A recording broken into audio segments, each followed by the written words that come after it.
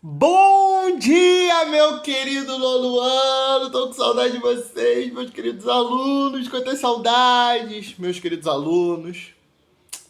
Ana Júlia, Yasmin, meu amigo Rezende, senhor Guilherme, Pedro Batista e Pedro Mendes, Gabriele, Nobre, senhor Álvaro, Christian. Rapaz, muita gente. Minha querida amiga, senhorita Bezu, Maria Eduarda, Letícia, Laísa, Clarice, meus alunos. Estou com muita saudade de vocês, muitas saudades, muitas saudades, muitas saudades. Muito longe de vocês, tá? Vamos lá, vamos seguir a nossa aula. Hoje nós vamos dar o último capítulo da apostila, capítulo 8. Vamos falar sobre a crise de 29. Mas antes de eu começar a falar do capítulo 8 para vocês, eu quero dar alguns avisos. Em primeiro lugar, agora as nossas aulas estão sendo pelo portal.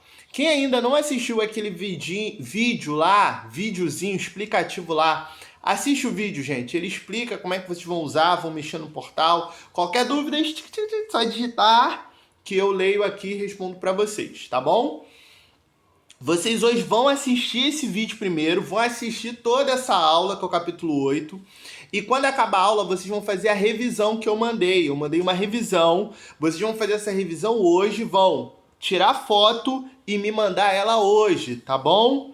E o capítulo 8 fica para vocês fazerem em casa, tá? Capítulo 7. Capítulo 7 eu mandei o gabarito, já tá lá na área lá de vocês, lá da aula.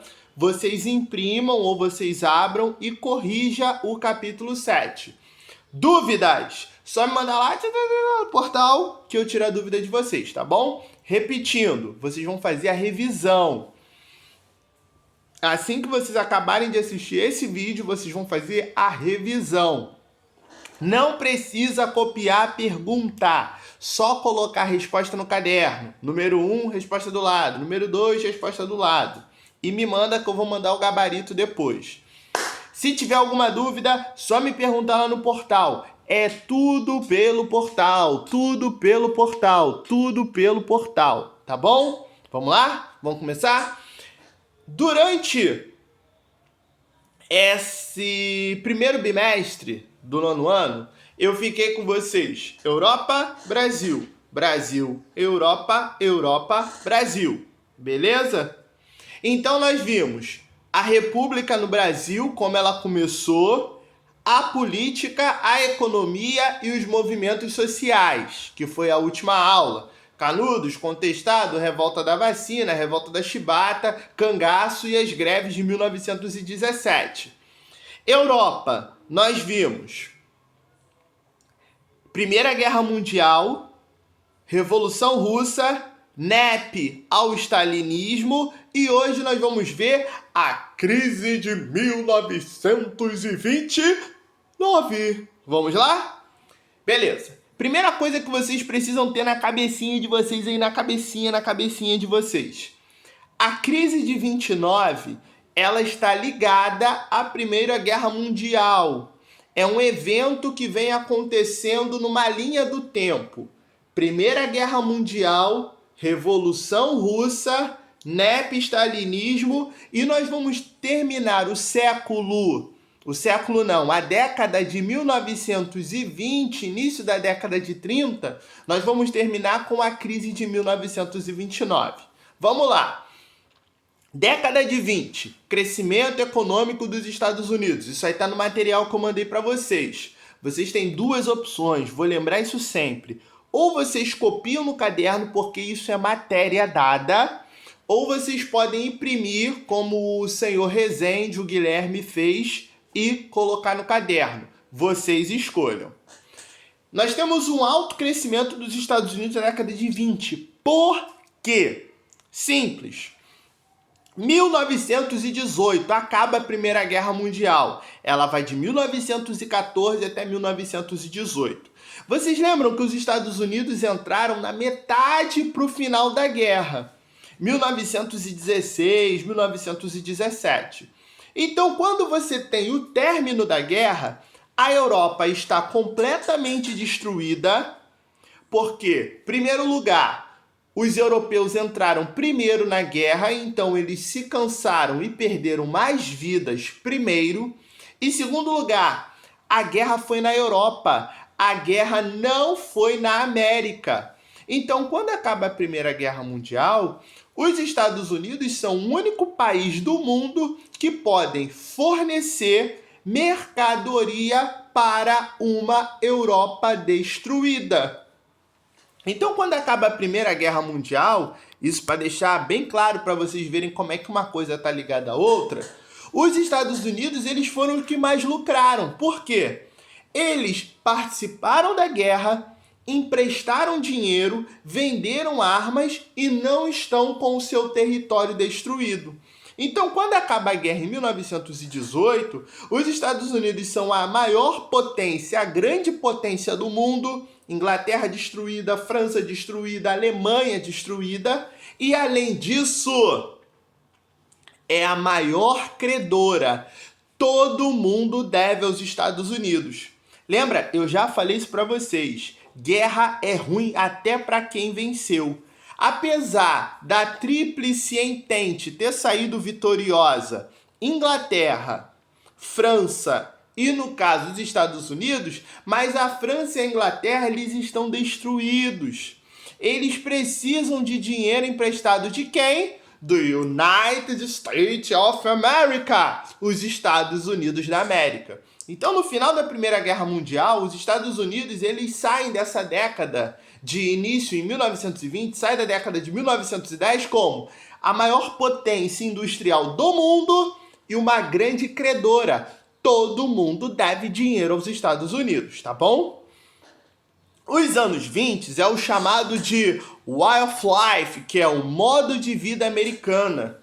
É uma sociedade extremamente consumista, pessoal. Nós estamos desenvolvendo carros, nós estamos desenvolvendo bens de consumo. Então, a ordem nos Estados Unidos é gastar, consumir, você precisa se modernizar, você precisa ter o modo de vida americano.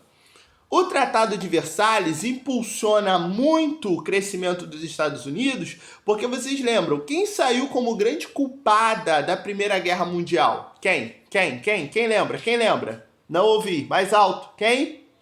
Isso aí, a Alemanha. Como grande culpada da Primeira Guerra Mundial, a Alemanha tem que pagar pesadas indenizações. Bem, como é que a Alemanha vai pagar essas pesadas indenizações? Pegando dinheiro emprestado com os Estados Unidos. Então, o Tratado de Versalhes impulsiona, faz subir a economia americana, porque agora países precisam pagar os seus empréstimos aos Estados Unidos. Então, a partir de 1922, França, Inglaterra, Alemanha, um pouco mais para frente, começam a pagar o dinheiro que deve aos Estados Unidos. Até aí, lindo, maravilhoso. Só que nada dura para sempre. 1925. A indústria americana começa a apresentar sinais de superprodução. Por quê? A destruição na Europa iria durar para frente? Não. Então, a partir de 1923, 1924, 1925, as indústrias europeias, a Europa começa a recuperar a sua economia. Então, se antes eles compravam tudo dos Estados Unidos, a partir de agora, eles diminuem o ritmo de compra de produtos americanos. E o que é uma crise de superprodução? As indústrias produzem muito, mas não conseguem vender toda a sua produção. E o que vai acontecer? Nós vamos ter uma diminuição das exportações. Os Estados Unidos não vão conseguir continuar vendendo tudo aquilo que antes eles vendiam na época que a Europa estava destruída. Vocês conseguiram entender? Então vocês podem colocar aí no caderno de vocês que a crise de 1929, puxa uma setinha e escrevam assim, crise de superprodução. Isso aí. O que você está olhando para mim? Para escrever. Crise de 1929 lá em cima, lá em cima. Crise de superprodução, tá? O que vai acontecer? Com a diminuição das exportações, os Estados Unidos vão começar a viver uma crise. Crise agrícola, produtos do campo não são mais vendidos para a Europa. E aí qual é o problema que você tem? Presta atenção. Você tem uma fazenda. Você precisa vender a sua produção para poder pagar o dinheiro que você pegou para fazer a sua plantação. Você tem que pagar funcionário, você tem que pagar o cara da semente, você tem que pagar o cara dos agrotóxicos, você tem que pagar os caminhões que vão levar a sua produção. Então você precisa vender a sua produção. Se você não conseguir vender, o que vai acontecer? Você não vai conseguir pagar essas pessoas e a economia vai o quê? Parando, vai parando de circular dinheiro, tá bom? Bolsa de valores. Nós estamos agora num mundo que está caminhando para o auge do capitalismo. Então, a maior representação da economia americana nessa época é a Bolsa de Valores. O que é Bolsa de Valores? Vamos lá, vou dar um exemplo para vocês. Nós temos, por exemplo, o Pedro, que é dono de uma empresa que faz sapatos. PB, sapatos PB, Pedro Batista, tá? O Pedro, para ele conseguir um pouco mais de dinheiro, de capital para investir na sua empresa, o Pedro coloca uma parte das ações, ele pega a empresa dele, ele tem 100% das ações. Para ele continuar mandando na empresa, ele vai pegar 49% das ações, lembra, 51 é maior do que 49. Ele vai pegar 49% das ações dele e vai colocar para vender na Bolsa de Valores. Então eu, Cleiton, posso lá e comprar 10%. Yasmin pode ir lá e comprar 15%. Laísa pode ir lá e comprar 5%. Então, o Pedro é o que a gente fala de abrir o capital da empresa dele. Vamos lá. Eu, Yasmin, Laísa, quem mais comprar essas ações, vai comprar com valor alto porque a empresa do Pedro está com destaque no mercado internacional. Então, o Pedro está vendendo para a Europa, o Pedro está vendendo para a China, o Pedro está vendendo para a América do Sul. Então, o que vai acontecer com as ações da PB, Pedro Batista Calçados? Elas estão subindo, estão valorizando. Só que esse mercado, o mercado da Bolsa de Valores de ações, é um mercado que a gente chama de mercado especulativo. Por que especulativo? Você compra as ações, eu comprei as ações da PB Calçados na esperança delas o quê? Subirem, valorizarem. Eu compro para vender mais caro e eu ganhar o quê? Dinheiro. Só que vamos levar a empresa do Pedro para 1929. Vamos lá, presta atenção. O Pedro, ele vende a maior quantidade de calçados dele para a Europa.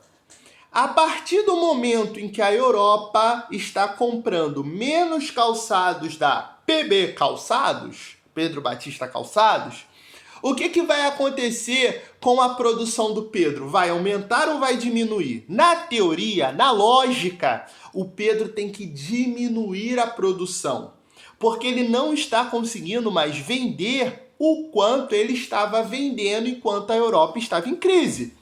Só que aí nós temos um problema. Se o Pedro começar a diminuir a sua produção, para o mercado vai mostrar que a empresa dele está caindo. Então o que vai acontecer nessa época? Muitas empresas que deveriam diminuir a produção continuaram produzindo para não se desvalorizarem no mercado. Por isso que eu coloquei aí, é um mercado especulativo. Qual é a esperança? A esperança é o Pedro continuar produzindo a PB Calçados, para que as ações continuem o quê? Valorizando. Aí, nós vamos chegar no dia 24 de outubro de 1929, uma quinta-feira, que entrou para a história como a Quinta-feira Negra, a quebra da Bolsa de Nova York. O que aconteceu? O que vai acontecer?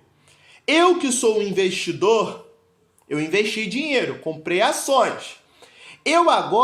Eu quero tirar o dinheiro que eu investi na empresa, porque eu estou vendo a situação para poder recuperar o meu patrimônio. Então pensa numa situação do seguinte: eu agora não estou mais comprando as ações da PB Calçados, da Pedro Batista Calçados. Eu agora estou vendendo.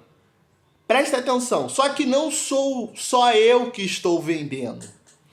Todos os investidores, eu, Yasmin, Laísa, os outros, colocamos todas as ações que nós tínhamos da empresa do Pedro no mercado de uma só vez. O que vai acontecer com o preço das ações, pessoal? Ele vai cair. Muito produto, muitas ações, pouca procura. O que vai acontecer com o preço? Cair. Agora você imagina isso não só na PB, Pedro Batista Calçados, mas imagina isso na empresa da Letícia, na empresa da Maria Eduarda, na empresa do Álvaro. Grandes empresas tendo as suas ações vendidas de uma só vez. O que vai acontecer com o preço? Cair. E aí? Tem muita gente vendendo, mas tem gente comprando? Não. O que vai acontecer? O dono da empresa vai ter que arrumar dinheiro para poder pagar a quem quer vender as ações. Dinheiro para sanar as suas dívidas. E o que vai acontecer? As empresas vão à falência. Então nós vamos ter a quebra da Bolsa de Nova York. Conseguiram entender? Tá lá, ó, botei no material para vocês. Grandes investidores quiseram retirar o dinheiro investido nas empresas. Ações, vender ações. Os empresários, grandes investidores quiseram retirar o dinheiro investido nas empresas. O dinheiro que eu coloquei. Os empresários estão tentando vender as suas ações para ter dinheiro para pagar esses investidores. Tem? Não. O que vai acontecer? As empresas vão à falência, vão quebrar, vão falir e a Bolsa de Nova York vai quebrar. De uma hora para outra, toda aquela fortuna que você tinha, acabou, virou pó, não tem mais. Quais são os efeitos da crise? Empresas reduzem o preço de produtos. Por que elas reduzem o preço? Uma tentativa de vender aquele estoque que está em excesso. Vamos lá? A PB Calçados. O Pedro vai botar uma liquidação. Promoção de calçados, metade do preço. Isso vai levar ele à falência. Sabe por quê? Porque ele vai estar vendendo abaixo do que ele precisa para pagar as suas dívidas. Então, empresas vão falir. Desemprego vai aumentar, o Pedro vai ter que começar a demitir funcionários, salários vão ser reduzidos, aqueles que ainda continuaram empregados vão ter os seus salários cortados, reduzidos e os bancos vão falir. Por quê? O que vai acontecer? Presta atenção. Os bancos vão começar a cobrar os empréstimos. Então o Pedro pegou um dinheiro emprestado no banco, o banco vai lá e vai falar assim: Pedro, me devolve o dinheiro que eu te emprestei. Só que aí tem um problema, o Pedro tem dinheiro para pagar? Não. O que vai acontecer então? Os bancos vão falir. Por quê? Eles emprestaram tanto dinheiro, mas as pessoas não têm como pagar. Ah, tá, o banco vai pegar a fábrica, beleza, mas vai vender para quem? Não tem dinheiro na praça. Estão todos falidos, quebrados. Essa crise afeta todo o mundo capitalista. Chega aqui no Brasil, que nós vamos estudar isso no próximo bimestre, com a queda no preço do café e o liberalismo. O que é o liberalismo? A não intervenção do Estado na economia não resolveu a crise. O mundo capitalista estava afundado numa crise financeira, com exceção de um único país, a União Soviética. Lembra que nós estudamos?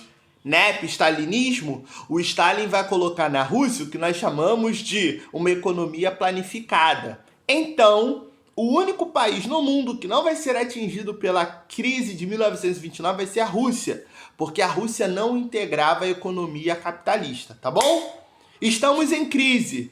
Liberalismo, não intervenção do Estado na economia. Vai resolver a crise? Não vai resolver.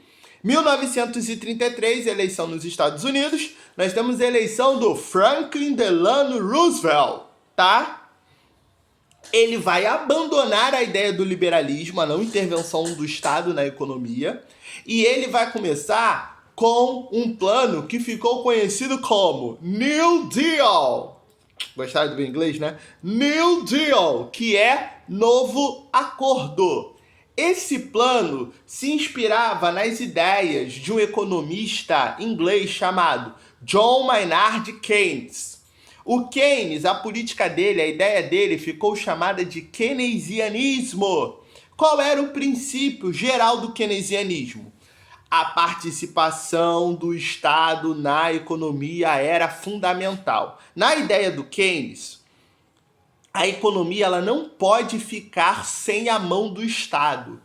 É necessário a intervenção do Estado, mas o Estado ele deve intervir para apenas acertar. Quando a economia está tipo assim, se descambando, entortando, o Estado vem com a sua mão forte e acerta ela, para ela não entrar em crise, tá? Então, como é que o Estado, o Roosevelt, colocou a mão na economia? Primeiro lugar, regulamentou a economia, ele começou a regulamentar a produção das fábricas, para as fábricas novamente não produzirem excesso e ter superprodução. Fiscalização de valores monetários, eu esqueci de falar isso. Você vai ter muitas empresas na Bolsa de Nova York, que era o que nós chamamos de empresa fantasma. Ela só existia no papel, ela não existia de fato, no espaço físico. Então você vai ter muitas pessoas que estavam dando golpes, então ele vai fiscalizar os valores mesmo, se a empresa existe, tudo direitinho. E o investimento no setor básico da indústria. Como é que ele vai resolver o desemprego? Primeiro lugar, obras públicas. O governo vai fazer obras públicas. Qual é a ideia das obras públicas? O governo faz uma obra, construção de escola, estrada, praça, barragem.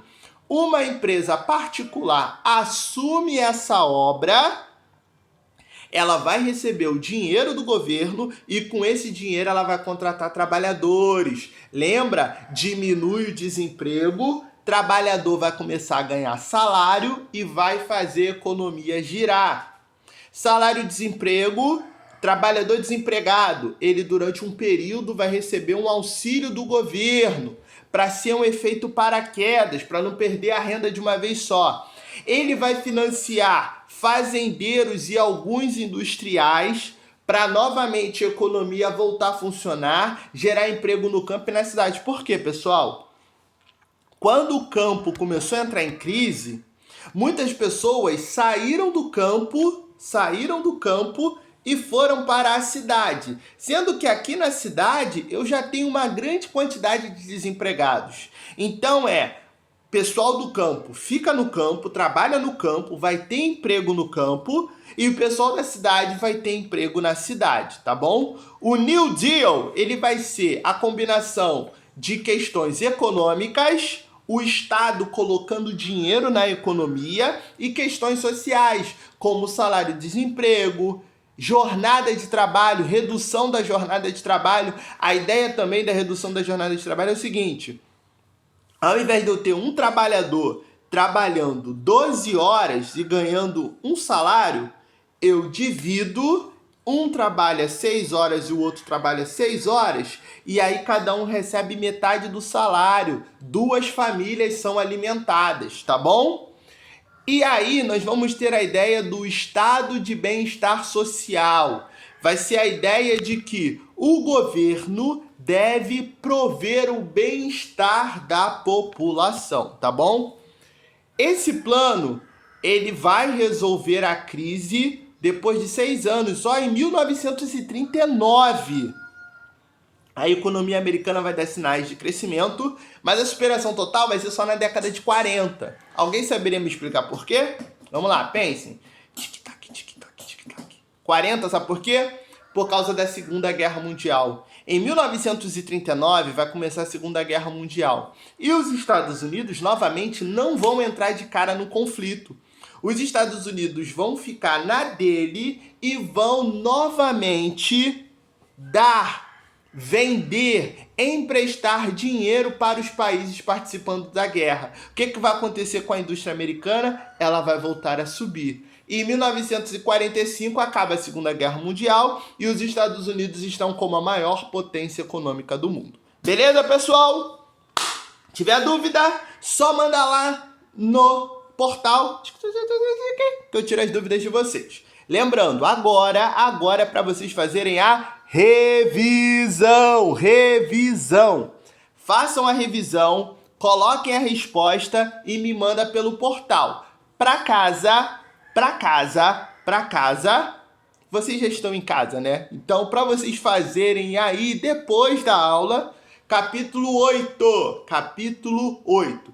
Capítulo 7, eu já mandei o gabarito lá, vocês corrijam. Se tiver alguma dúvida, alguma questão que não entendeu, só me chamar. Valeu, Brasil! Saudades de vocês! Até a próxima! Tchau, Brasil!